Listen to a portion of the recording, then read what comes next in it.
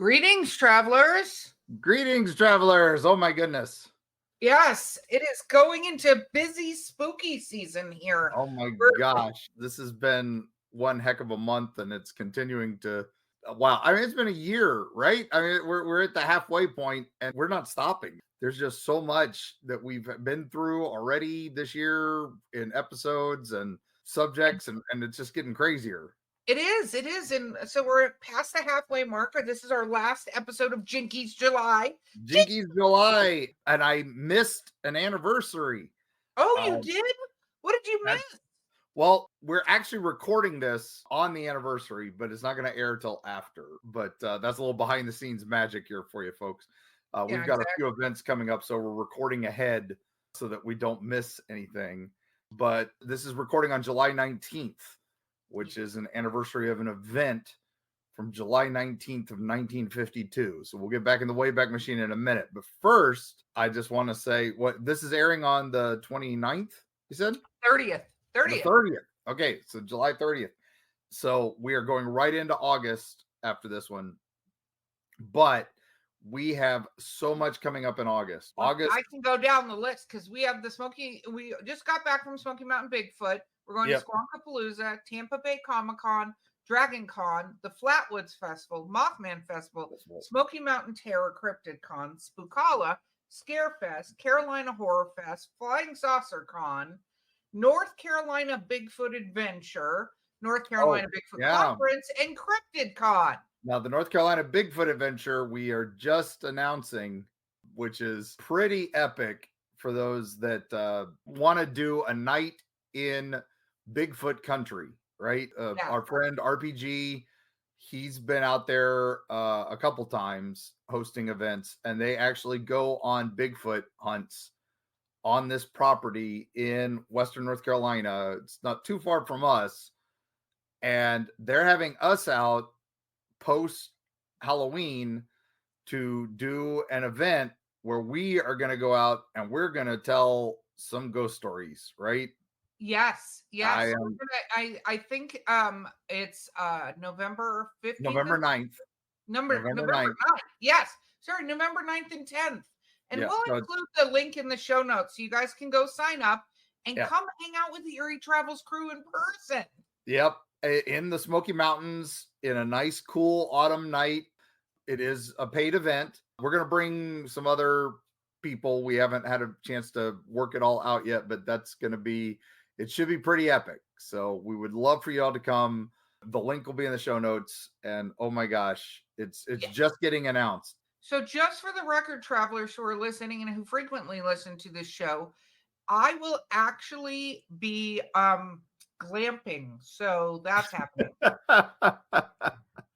Yep. Getting Erika to not nope out is the 90% of this. Right? Yes. So I need travelers to come be entertaining and talk and stuff like that because this is wilderness and we're going to see how this goes.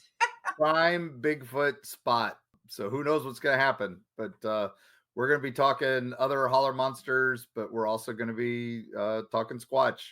We're excited and we hope you are too. And we hope a lot of you will join us. So yes. But what are we talking about today? Okay.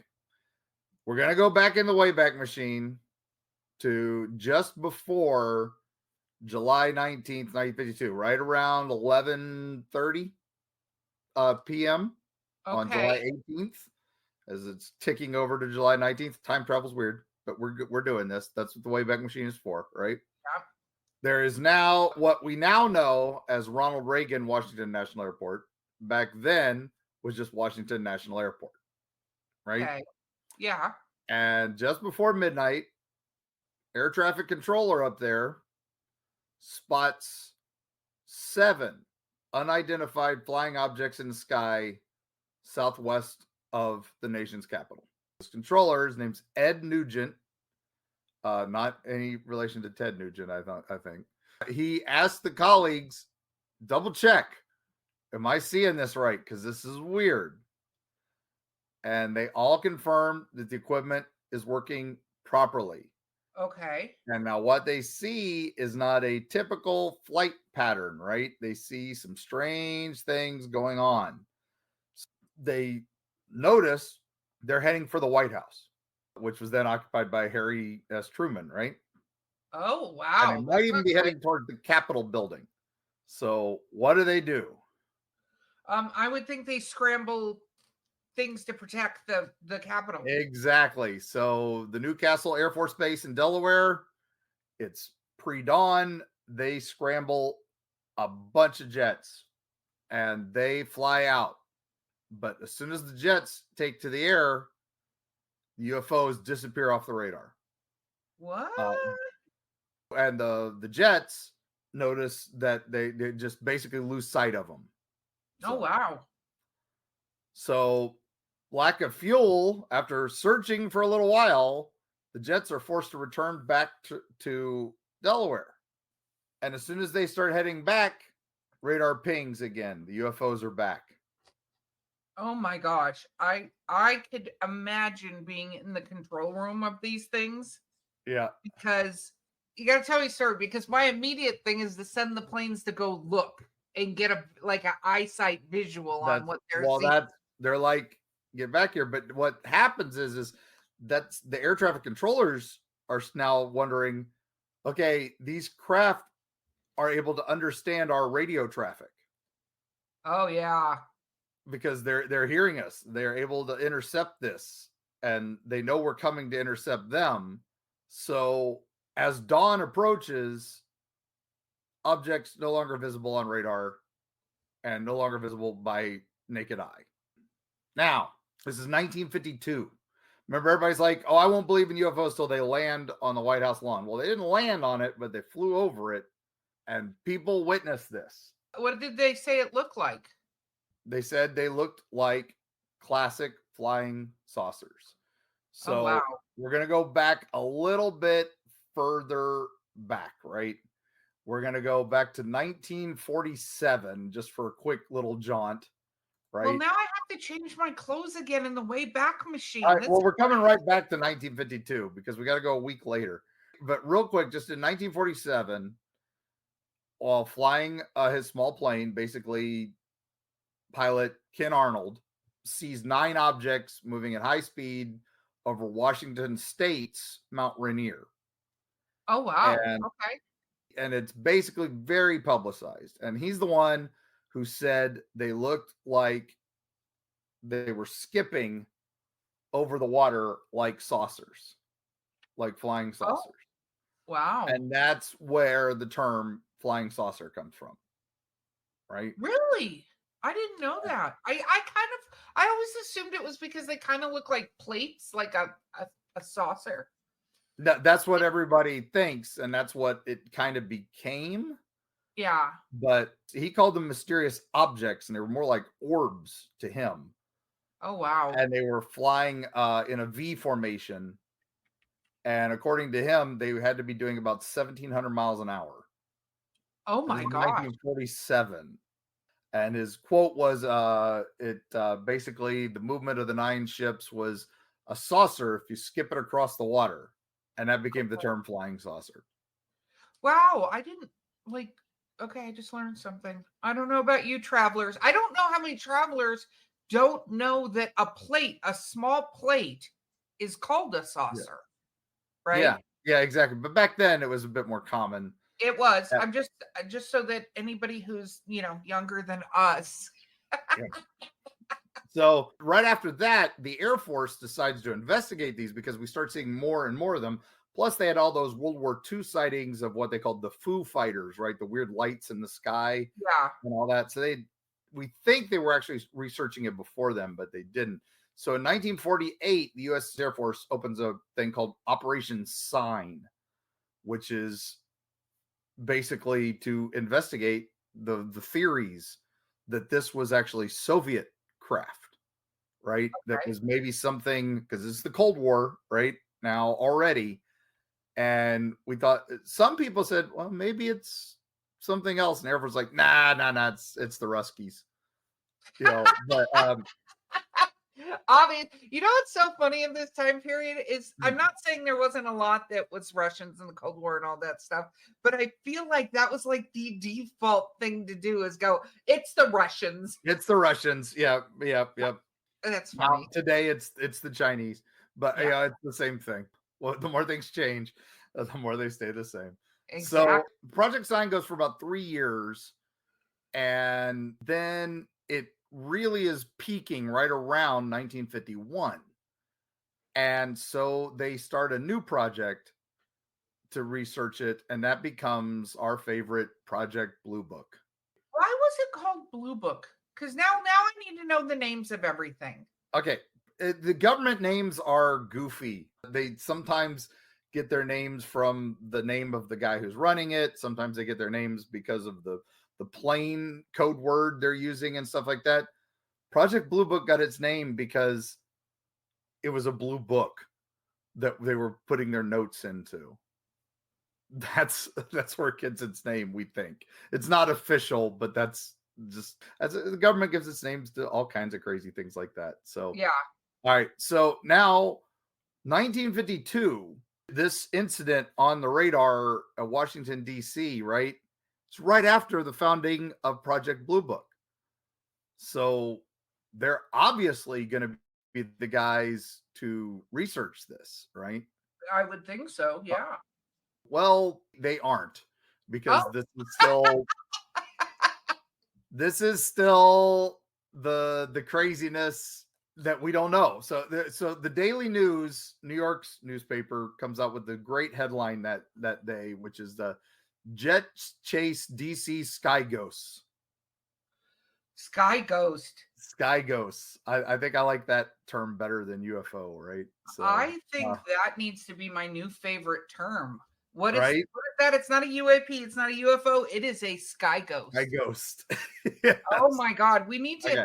Okay, I'm just throwing this out there, Adulting Axolotl. We anticipate some sort of Sky Ghost cross stitch to come. I want a Sky Ghost cross stitch immediately. Immediately. Okay. Okay. So now we're going back to the 1950s, 8 p.m. It's a week after. So it's July 26th. And a pilot and a flight attendant on a plane bound for Washington Airport again in D.C. notice something unusual from above their aircraft. They say strange lights in the sky. Okay. The air traffic controllers see numerous unidentifiable objects on the radar. Planes are scrambled again from Delaware. Wow. Now, this time, one of the fighter pilots sees the strange lights, and he attempts to chase them. But they speed away at an incredible speed. His plane cannot even get close. Wow. And he ends his pursuit. So, 2 consecutive weekends. Okay. So now President Truman goes to Project Blue Book and says, what the hell? Right over DC. Yeah. Like, is this you need a to national do something security about threat? this. Yeah. Is this the Red Scare? Any data coming? Give me something, right? Give me something so I can report on these UFOs. So July 29th, 3 days later, the Air Force holds a press conference at the Pentagon and explains the phenomena to the public. The UFOs zipping through the skies that have reached a fever pitch. They are just all over the place and all this. There's going to be mass hysteria. So Air Force Major General John Sanford told the gathered reporters that the air traffic controller and fighter pilots saw meteors, stars, and other optical illusions that were just radar anomalies, and they could be explained by a simple temperature inversion over the city, making this all just a weather-related event. Okay. It's weather. It's a weather balloon, or not? They didn't say balloon. No, weather phenomena. Oh, jeez. Now, Project Blue Book itself is being run by a Captain Edward Ruppelt. Okay. And he was not consulted before the press conference. And Alan Hynek, who we know, the Hynek Report, he joins around this time, and he was not consulted. So they publicly denounced the Air Force's explanation. Temperature inversions were already well documented radar anomalies. Yeah. No, And absolutely. what happened in DC was not related to the things that can make that happen. What happened with Project Blue Book, right? Yeah. Is that they, everybody's like, so is it a cover up, right? Is this a cover up? Project Blue Book's job was to prove that there was no threat to the United States, right? There was no threat to security. So that was the primary function of Project Blue Book. So they still said there was no real threat here. So that's all they used from the Project Blue Book report, that there was no threat. Okay. Now, we've got radar detections corroborated by visual sightings from both pilots and ground observers who reported seeing the strange lights, doing strange maneuvers. And one of my favorite quotes from one of the observers was, "It was like falling stars without tails, and they would change direction." Oh, wow. Pretty crazy, right? No, this is nuts. It's nuts. Yeah, natural phenomena. I love it. Stars and meteors, radar blips. It's just meteorological conditions, right? This today remains one of the most compelling sightings for enthusiasts, right? This is crazy. This is everything. Everybody says, "Oh, we want this proof," and well, here it is. It happened. The only thing they didn't do was land. They did everything else that we want in a dream project. Project Blue Book goes on to investigate many, many more cases. All right. And they will go for 17 more years after this. And it's pretty epic, some of the stuff that they investigate. And they even go back and forth investigating older projects and stuff like older events. They even go back and talk to the people at Flatwoods. What is it? Captain Casey of the Capital Airlines Flight 807 was the one who said, "In my years of flying, I've seen a lot of falling or shooting stars, but these were much, much faster. They couldn't have been aircraft. They were just moving way too fast for that." All the multiple sightings, right? This is from the Daily Interlake from Montana. It's one of the newspapers that wasn't redacted. So they have an interview with one of the witnesses who says it looked like a sphere so deeply orange colored that it appeared almost the shade of rust. It was as silent as death, and it was moving too fast to possibly be a balloon. So the rumor at the time was that Boeing was possibly making secret aircraft in Seattle. Okay. So there were a lot of flying saucer sightings in Seattle at this exact same point in time. Interesting. And so then there's some sightings in other places. So it becomes this rumor that we're making them and that we've built them all over the place and we're testing them to see what happens. And there's an even weirder category of rumors that, the Russian built planes that we've captured and we're testing them ourselves. Again, it's the Ruskies, and the Air Force has been able to figure them out and all this. So this is the tip of an iceberg that starts going downhill very, very, very quickly. We have reports from all over. So when we go into our second half, I'm going to read a bunch of the 1952 UFO things. Now, Ruppelt, we talked to him, right? The lead investigator. And like I said, from Project Blue Book, he was like, nobody talked to me about this report, right? And he was trying to get to the National Airport to interview operators and air traffic controllers, but he was denied a government issued car or cab fare to do any investigation. So he had to go back to Wright-Patterson Air Force Base without anything. Oh my gosh. Now, the pilot from that one incident, right? The one who chased it, said, I tried to make contact with the bogies when they dropped below 1,000 feet.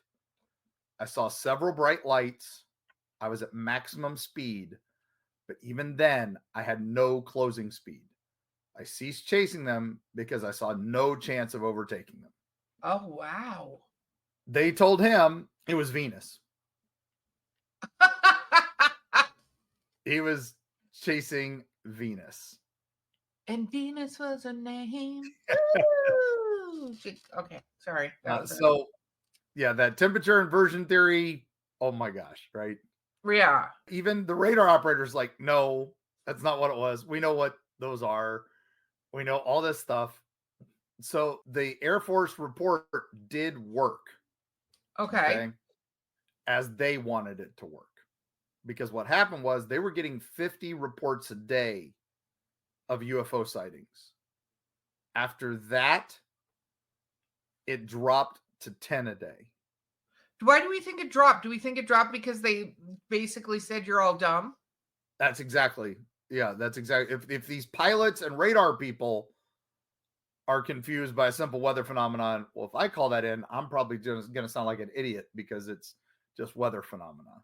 So the Washington UFO flap. Now this is our boy Nick Pope, right, from our Ancient Aliens buddy. He was former British minister of. Well, he wasn't a minister, but he was worked for the Ministry of Defense. He's the go-to UFO guy for England.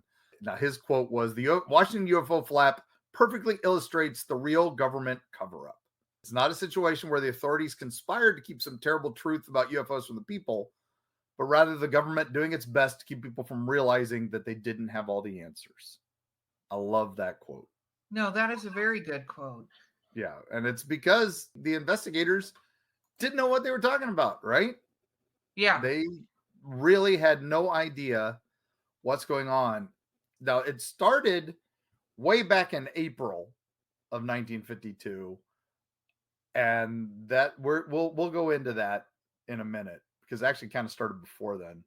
But those 2 nights of craziness, it's pointless. It's fruitless to the Air Force's description of this, right?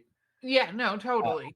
What's interesting to me about all of this when we talk UFOs, because it's having done this now with you for a year, not that I never talked UFOs before that, but I never talked about it obviously on a podcast or something. But one of the things that I find really fascinating, right, is I don't feel like there's a quote unquote government cover up of Bigfoot. Like weird shit happens, but I don't feel like anybody comes out and goes, yes, well, the Park Service is testing a new bear deterrent.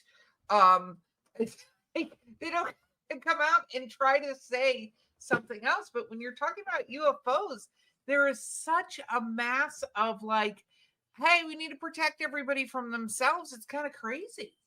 Yeah. We get a little bit later, we get the CIA and a few other people, and Howard P. Robertson, a physicist, he chairs a panel in January of 1953 called the Robertson Panel. Okay. And this is where they're digging into Project Blue Book. This is going to be the first government open thing about Project Blue Book. Project Blue Book's been barely open a year at this point.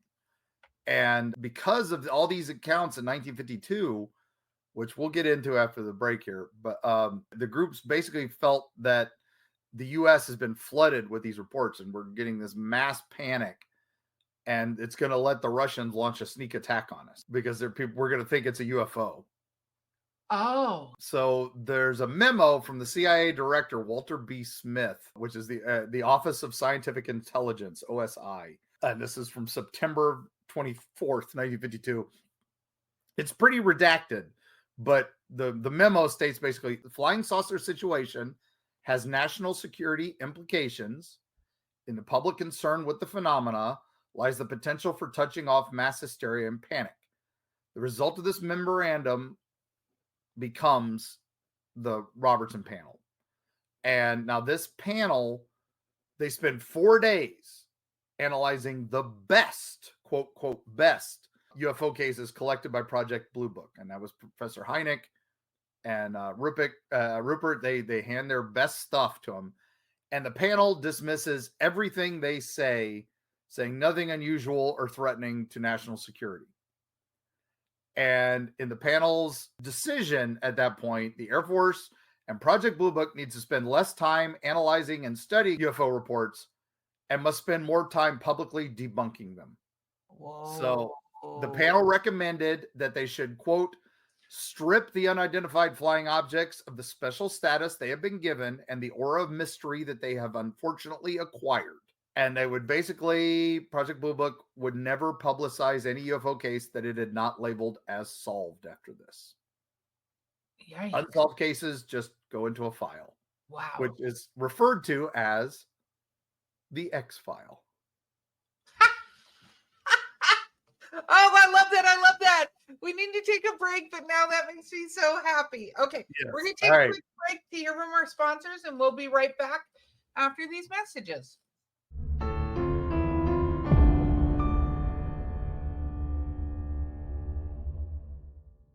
The sweltering heat of the Florida sun breaks as a chill runs down your spine. A dark shadow looms from a nearby tourist trap. You didn't expect to find this kind of shade in Florida. If only there was some sort of travel guide to steer you through the spookier locales. Well, you're in luck, reader. Join author Mark Muncy and Carrie Schultz as they lead you through the darkest locations in the Sunshine State in creepy Florida. Available from History Press and at fine bookstores everywhere. Prepare to be devoured. The Wolves of Wharton is a 6-part complete book series by Eerie Travel's producer, Beau Lake. It has been called dark and visceral, steamy, dramatic, and a fresh take on the werewolf mythos. If you like action, adventure, a large serving of body horror, and some steamy relations, the Wolves of Wharton series is for you. Pick it up wherever books are sold or at linktree.com/Beau__Lake.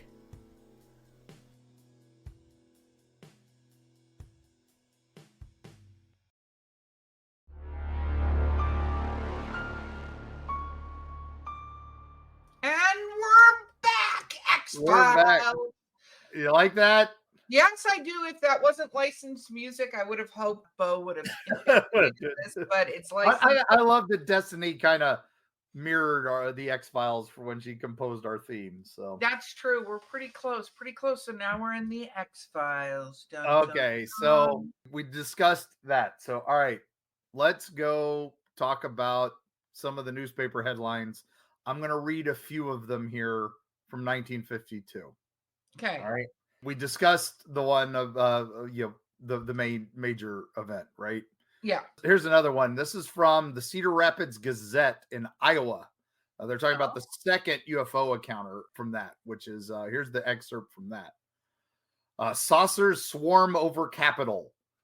Radar showed that the air over the nation's capital was full of flying objects early Tuesday, but an airliner directed to one of the radar sightings could not find a thing.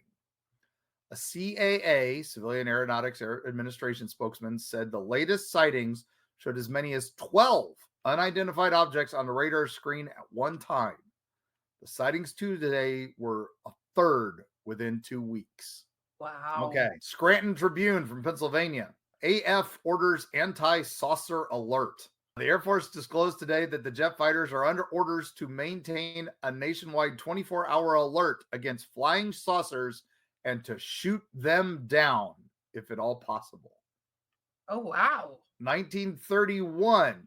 This is from Montana. The Daily Inner Lake. This time it's hard to brush off those mysterious saucers is the title. And that is the article where it says, most persistent rumor is that Boeing airplane in Seattle, Washington is either making flying saucers or has been in charge of the engineering of the project. Rumor goes that very small parts of the saucers are being made by widely scattered subcontractors and that the finished items are being assembled at remote sites and tested across the United States. The weirder category of the rumors is that the saucers are either Russian built or from another planet, and that several of them have crashed and been picked up by the Air Force. It goes on to theorize that the Air Force has been able to repair some of them and make them operate at the same time, just like their own. What? That goes back to Roswell, right? Yeah. This is from the Daily Independent in San Rafael, California. This is July 29th, 1952. Flying saucer epidemic hits a new peak. Reports of saucers have kept police, Air Force, and Weather Bureau telephones jangling for several days recently in widely scattered localities. At Key West, Florida, the Navy said it was investigating accounts by several sailors who said they saw a saucer while attending an outdoor movie. Near Cleveland, Ohio, 3 observers of Operation Skywatch reported spotting floating lights which rapidly changed color and dodged in and out of the clouds, finally vanishing in the south. Wow. Of course, me, Mr. Eerie, Florida, I had to look that sighting up. And yeah, they were at a drive-in. They saw a flying saucer. So, now we're July 30th, 1952, and this is from the Akron Beacon Journal. Okay. Saucers Tempest in a Teacup. I love the title. That's the headline for this. I wouldn't doubt that the things are coming from Russia, declared Mrs. V.D. Mason of 1488 Massillon Road. Mrs. Floyd Wetzel of 901 Sater Street said, I think the government knows what's behind all of it and isn't revealing it. I love these are just interviews with random people. I think they may be coming from another planet if they are anything, asserted Al Rose of 74 Eastgate Drive. But even so, he added, I'm not worried. I'm from England. I saw the bombs falling there in World War II. This ain't nothing compared to that. So now, Salt Lake City, Utah, July 23rd, 1952. Russian embassy says discs are a big mystery. What? What? So, the Soviet embassy Tuesday denied any connection with the flying saucers seen in this area. And I was talking about Utah. Vladimir L. Lomonosov, attaché to the embassy, was asked by a reporter if the strange objects seen in the sky were of Soviet origin. He first said, I don't know. And then added firmly, no, they are not ours. That was my Russian there. Sorry. I'm going to pretend I didn't even hear that Russian. So if I'm really going to do Russian, I'll do Sean Connery because after Hunt for Red October, it's Sean Connery is Russian. No, that's true. This is so true. Things in here do not react well to bullets. All right. There you go, gang. That's it. That's what you get. All right. So, are you enjoying these articles? I am. It's so bizarre. It's crazy to me. Okay, this is all. Just think about this. This is just July. I've got pages of these. All right. So here's July 30th. This is from the Standard Sentinel, Hazleton, Pennsylvania. Radar spots more flying Watsits over Washington. Flying what? Watsits. Whatzits. Okay. Can we call them that? It's Skyghosts. I think Watsits is pretty fun. Oh my God. All right, here's the expert. It was the third time in 10 days that the radar, an electronic device which tracks only physical objects, not imagination. I love the newspaper, put that little comment in. Picked up signs of something of unknown packing through the pre-dawn black skies. And the Air Force threw lots of cold water on any chilling speculation about the men or missiles from Mars or enemy nations. Oh my gosh, that's hysterical. This is from the Paris, Texas newspaper, the Paris News. Air Force says saucers freaks. The Air Force says it is still checking into flying saucer reports, but it's certain of one thing. The saucers, whatever they are, don't seem to be a menace to the United States. Most of the sightings to date have been turned out to simply be natural phenomena. All right, I'm going to do one more. Okay. And this is from our wonderful place, Rhinelander, home of the Hodag. Oh, right. That's why I put this one in here. This is from the Rhinelander Daily News from July 30th, 1952. Saucers, if any, pose no, if saucers, if any, that's a poorly written headline. Sorry, Rhinelander News. Saucers, if any, pose no threat to U.S. Air Force says weather may be to blame? Question mark.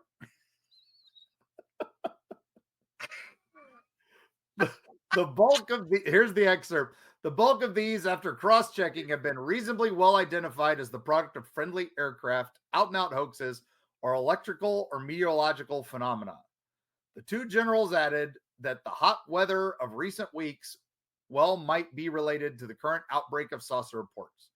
They said a temperature inversion, which is a layer of warm air over cool air, sometimes may be sufficient to deflect radar waves and cause false reports. Crazy, right? Just crazy. There are literally dozens and dozens of reports of all that time. Inversions, they know what they look like. This is not an inversion. Yeah. Some of this other stuff is, the Robertson panel does what it's supposed to do, right? It stops people panicking about UFOs, which was coming to a head. Now, I'm going to bring up one of the lead experts on this. Okay. His man was named Donald Kehoe. Okay. And he was a Marine Navy aviator. And he wrote tons of articles on air flights and airplanes and stuff like that. He was even the tour manager of Charles Lindbergh. Oh. So back in the 40s.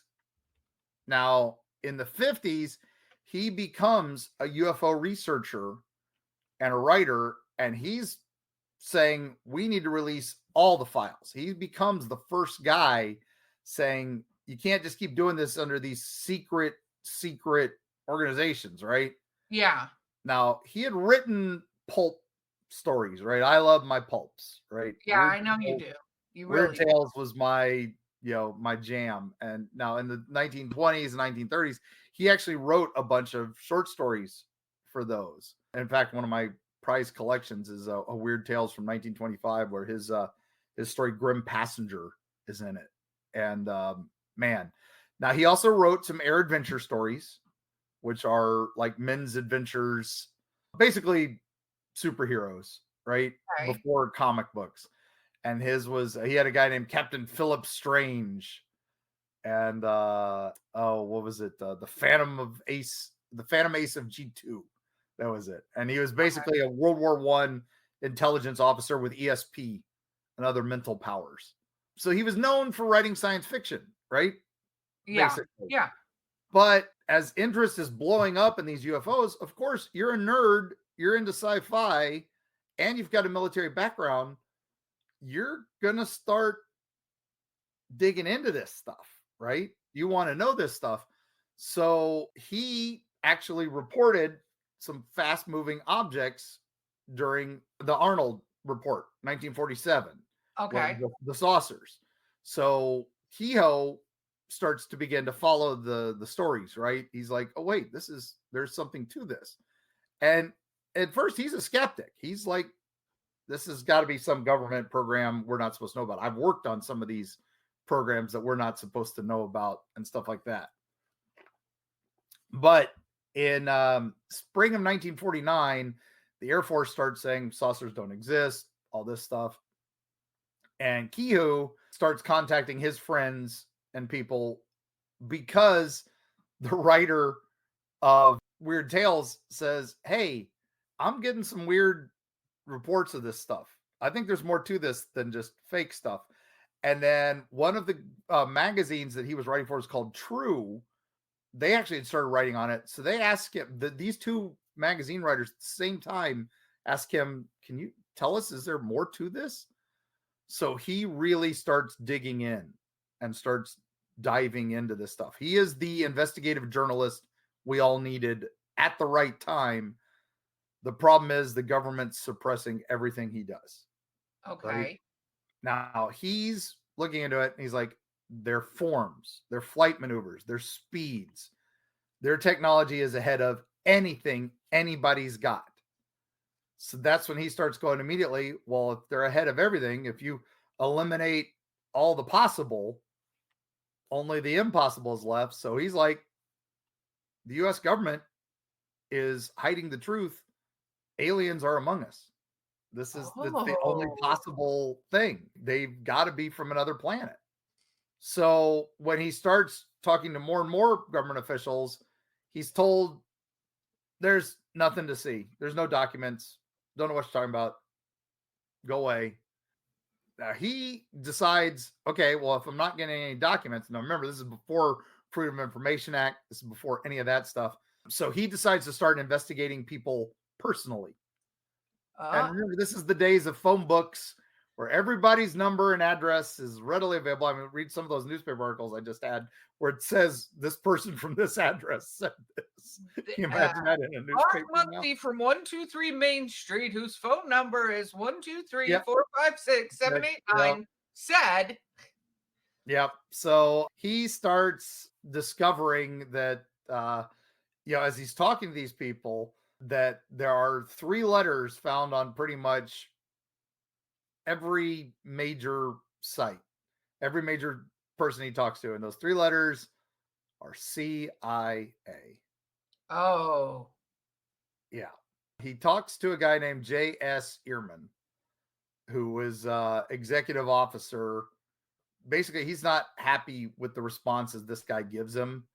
So Kehoe writes an article in 1950, January, saying flying saucers are real.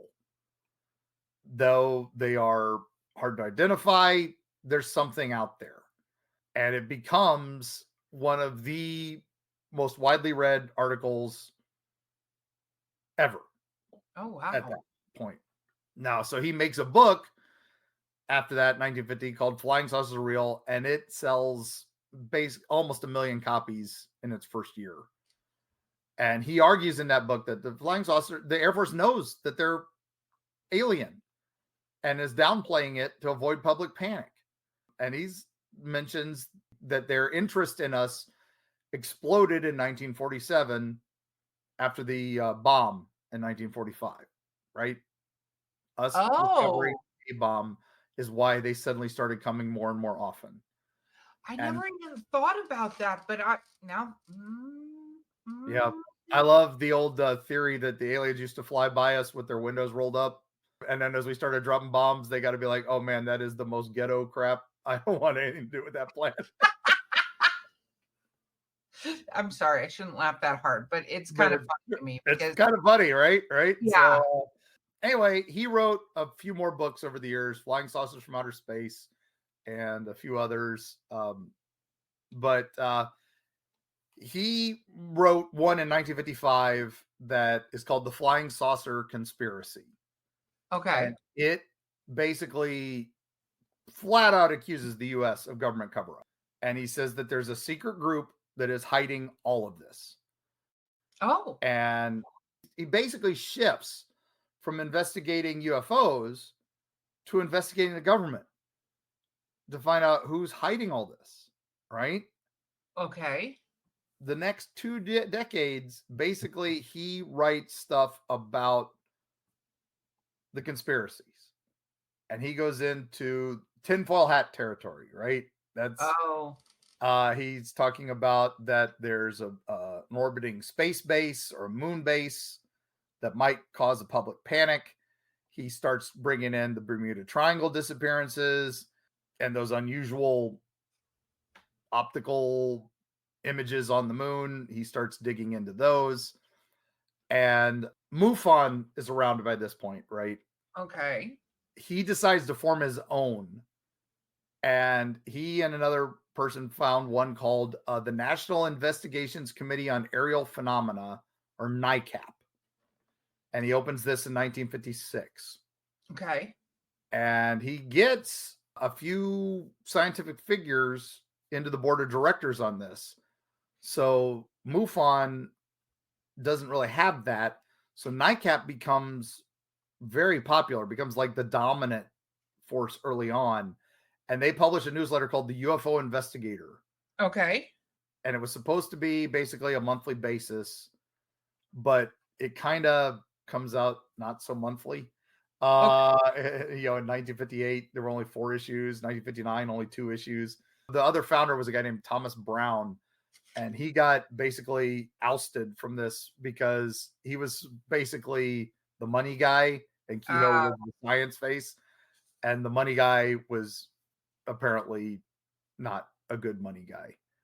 So Kehoe, even though he remains its head, he's just it kind of dies off faster than anything. But they were getting they had about 15,000 members and had a lot of great stuff. Now Kehoe's been on a bunch of TV shows and he did a lot of good things. And in 1973, he wrote his last book called Aliens from Space. And it promoted this plan that had been secreted in the government called Operation Lure. And it was basically an operation to lure extraterrestrials to land on Earth so that we could capture them. Oh. Now, he spoke at a bunch of UFO conferences and all that. And in 1981, he actually joins MUFON. Oh. As one of their board of directors, but he was not very well at this point in his life. And so it was basically just in name only that he was with MUFON. And he winds up dying in 1988 at the age of 91. And most of his books are in the public domain. Okay. Because he wanted them to be in the public domain. He was tired of hitting all these redacted reports and all these blacked out things, and where he was having to dig and dig and dig and dig. But he's one of those people from history that I don't think gets the credit. Well, I think, the taking on any sort of, and okay, let me say this differently. I don't think somebody has to take on the government. One of my things is that there are some things that are obviously not ideal about the government. Is not all bad. Like we started you know what I mean?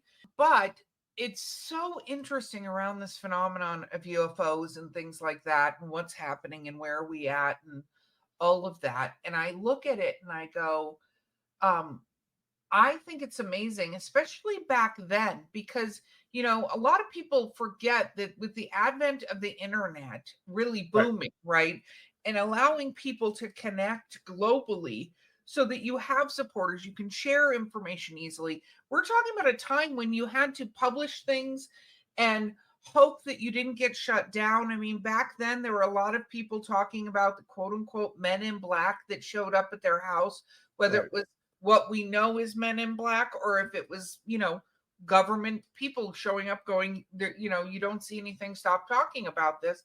He definitely approached it at a time when it was very dangerous to approach it. Right. Because again, you had the government men, you had men in black basically telling you shut up and all this. So one last thing on all this. So Project Blue Book, right? We're back to them. They basically worked for 17 years and investigated over 12,000 cases, 12,618, I think is the official number. Wow. That's the number of reports that they came up with. And basically, just like the Robinson panel way back, Blue Book would basically classify more than 90% of these as, quote, identified, meaning that they were caused by known atmospheric condition, man-made phenomena, something like that. Okay. The remaining 700 incidents remained unidentified and basically insufficient information, so we can't say what they are. 1966, the Air Force requested formation of another committee, and they grabbed 59 random reports of those unidentified ones. Okay. And this was headed by Dr. Edward Condon, and he was based out of the University of Colorado.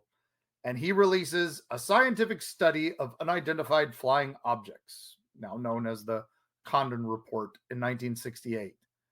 And according to that report, the sightings they examined show no evidence of any unusual activity, and we recommend that the Air Force stop investigations into UFO-related events.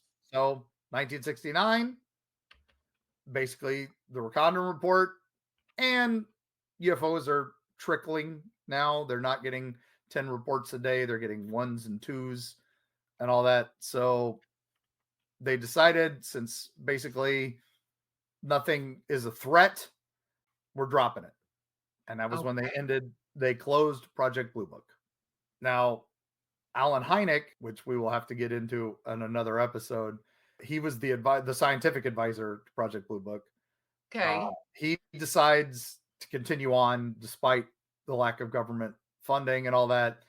And he becomes the advisor to the Center for UFO Studies, yet another group that studies UFOs and aliens and stuff. And so he starts forming that, and then he goes on to run that for a long time. He actually becomes an advisor on this film called Close Encounters of the Third Kind.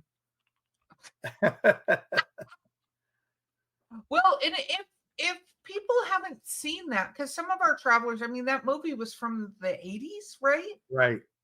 We'll throw a link in the podcast notes, because, you know, Close Encounters of the Third Kind was revolutionary at that time. Again, pre-internet, pre-this, you know. Yeah. It was, but that's fascinating. I didn't know he was part of that. Yeah, exactly, right? Hynek, he was a friend of Spielberg's. Spielberg invited him on because Spielberg was such a fan of Hynek's work.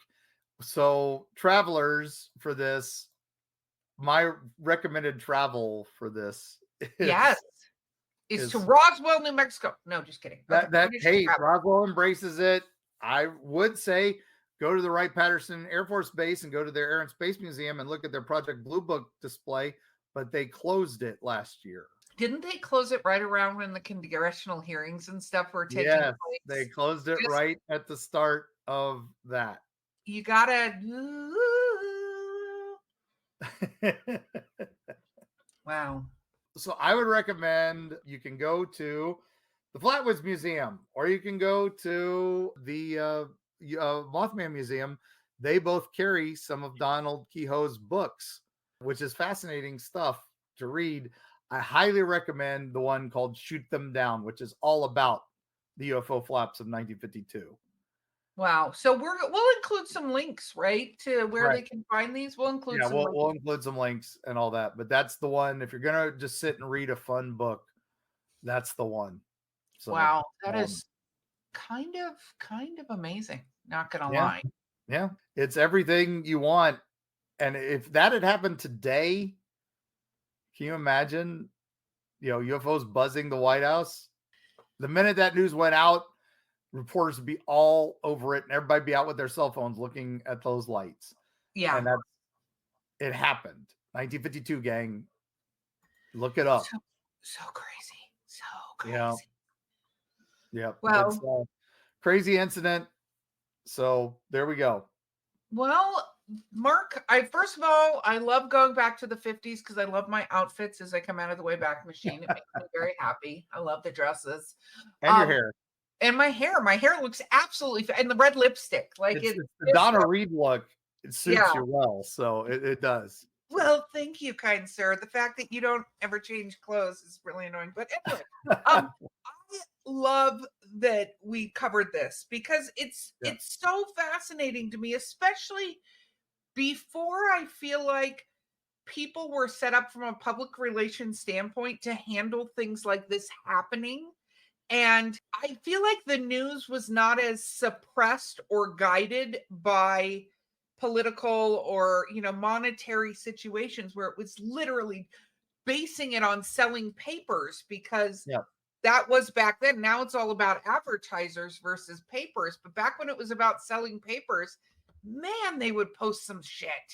Yeah. I mean, look, 1952, just in the first 6 months, there were over 300 unexplained UFO sightings, which is four times the number of 1951. And by the end of July, there was another 400, more than any other year in history. So something was going on. Yeah. And now that makes sense with the bomb thing, because I didn't even think about that. But I think I could see, somebody going, oh, they're not a threat, whatever, right?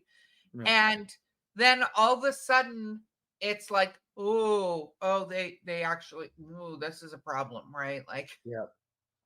so no, it's okay. Bizarre. I love this journey. This has been a fun episode.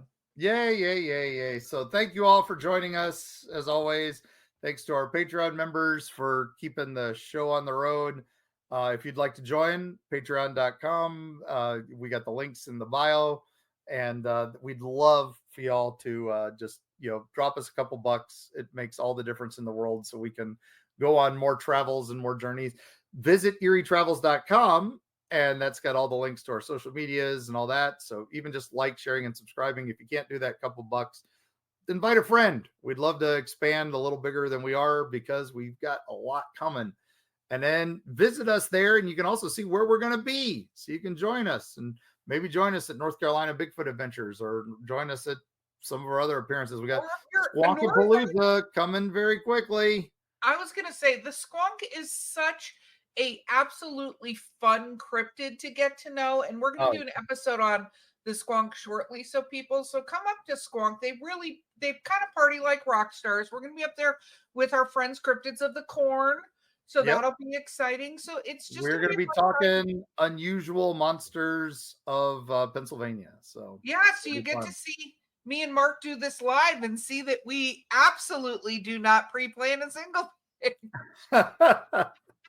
Well, I got to say things that'll shock you and also entertain the audience. So that's the whole point. That's true. You do keep me on my toes, my friend. And with that, I'm going to let you take this away. All right, gang. So travelers, when you're out there at night, keep watching the skies and watch out for strange aerial inversions that might just be weather phenomena. But if you see a comet without a tail or a falling star doing a strange maneuver, if you get a chance, take a picture. If nothing else, try to report it to somebody. And if you get visited by a man in black afterwards, tell them we said hi, and we'll see you on the other side.